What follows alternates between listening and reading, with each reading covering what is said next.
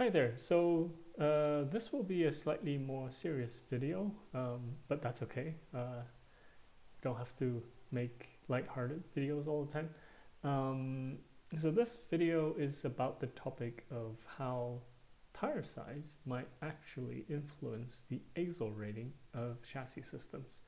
So before we begin, I must say that this is my personal opinion and is not related to and is not the opinion of any employers, past or present. So with the disclaimer out of the way, first of all, what is ASIL? It's on the screen.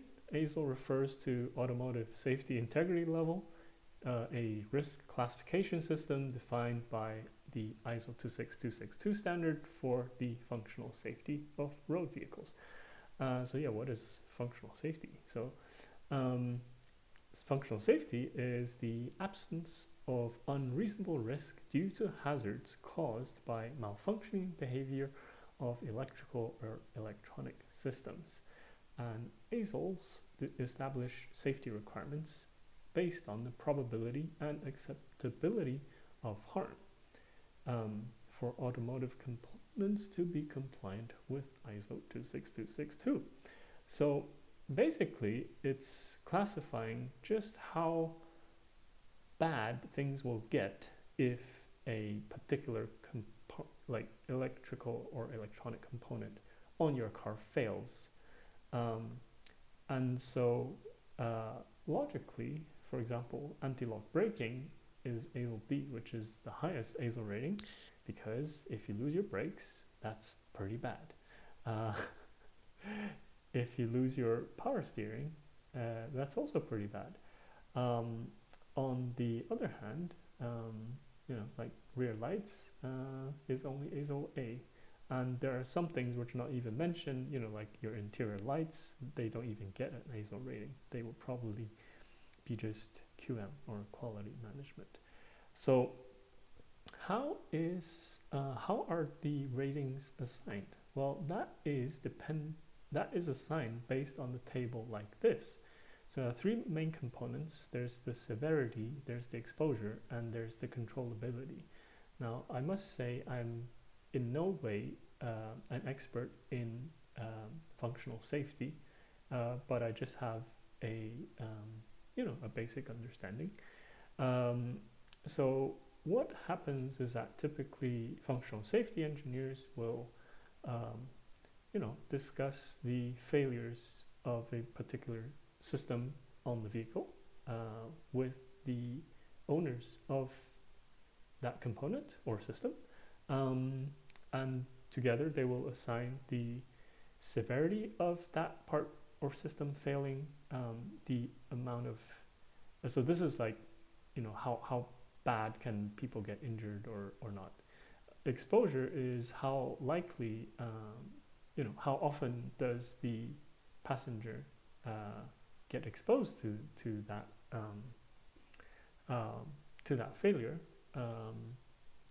and the controllability is just how easy is it for the passenger or driver to deal with the failure if it happens.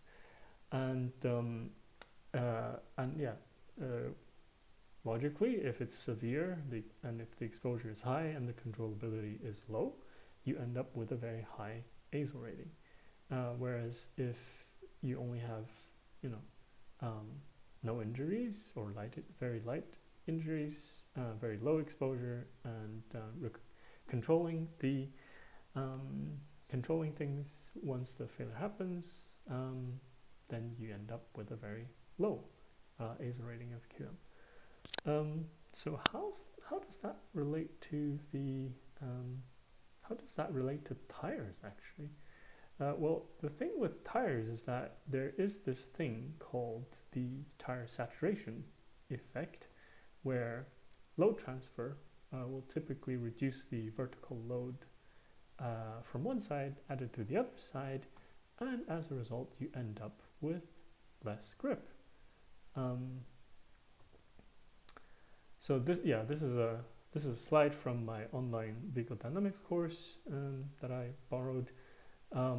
So where does, how does this relate to ASIL? Because we just said ASIL is related to electronic and electrical systems. What the hell does a tire have to do with that?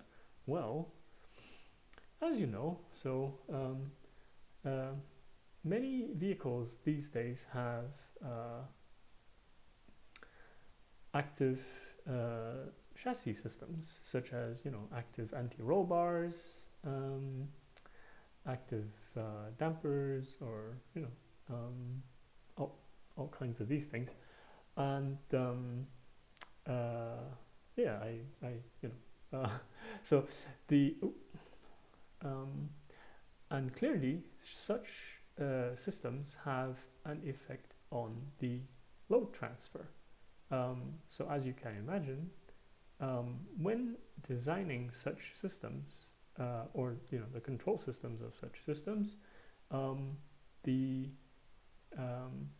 engineers have to take into account their effect on the handling of the vehicle, and when these systems fail, then you might end up with a different handling behavior from the vehicle than when the systems are active. So like in this particular example of a Range Rover with electric active roll control that I worked on some years ago, but this applies to any vehicle with an active chassis system. It's most likely that in normal operating conditions, the vehicle has quite understeered characteristic, because that is what is deemed safe, and is safe because that is nice and predictable. If you're going too fast, then the front begins to push, which is nice and stable for the vast majority of customers. But once the if such a system would fail, then you might end up with a more neutral or even possibly slightly oversteered vehicle. But then where does tires come in? So remember that the whole reason of having oversteer and understeer is due to the tire saturation effect. But the tire saturation effect is different, or the point at which tires saturate depends on the relative load versus that tire size. So if you imagine a relatively light car with very wide tires, you can change the roll distribution all you want. It might still remain quite neutral, because you never actually saturate the tire. Whereas if you have a very heavy vehicle with very narrow tires, which saturate very quickly relative to the load, any disturbance to the roll torque distribution between the front and rear will have a much bigger effect. And so this is where, and remember how, and so this ties back into potential severity of any failures. So what does that mean if we put it all together? So if you have a different tire size, let's start with pros. So imagine you're creating, say, an electric vehicle where you want the range to be as high as possible. You might want low rolling resistance and low air resistance. But the issue you end up with is that the smaller tire, as said, saturates more quickly, it gives less grip, and could cause a larger path deviation for some, for the same failure mode. And that means you have potentially a more severe outcome for that failure, which means that potentially you end up with a higher ASIL rating, depending on the size of the tire that you choose. Where if you chose a wider tire, that's bad for your vehicle's range, because you have worse rolling resistance, worse air resistance. But for the same failure of an active chassis system, the consequence isn't as bad because the tire hasn't saturated as much. Whereas with with a small tire, the effect from the failure is a lot more severe, and therefore you actually could end up with a higher ASIL rating. Due to say if you had an S2 or an S3 for the same exposure and controllability, you could end up with a higher ASIL rating level. Why is that important? Because if you reach a certain ASIL level, there are certain expectations regarding the fallbacks in your software, the required level of reliability of your components.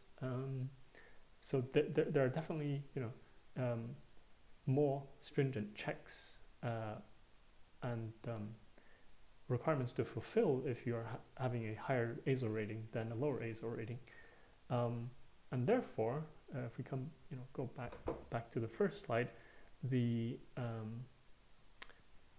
for example here for active suspension, it is saying ASIL B to C, and this is where it's hard to say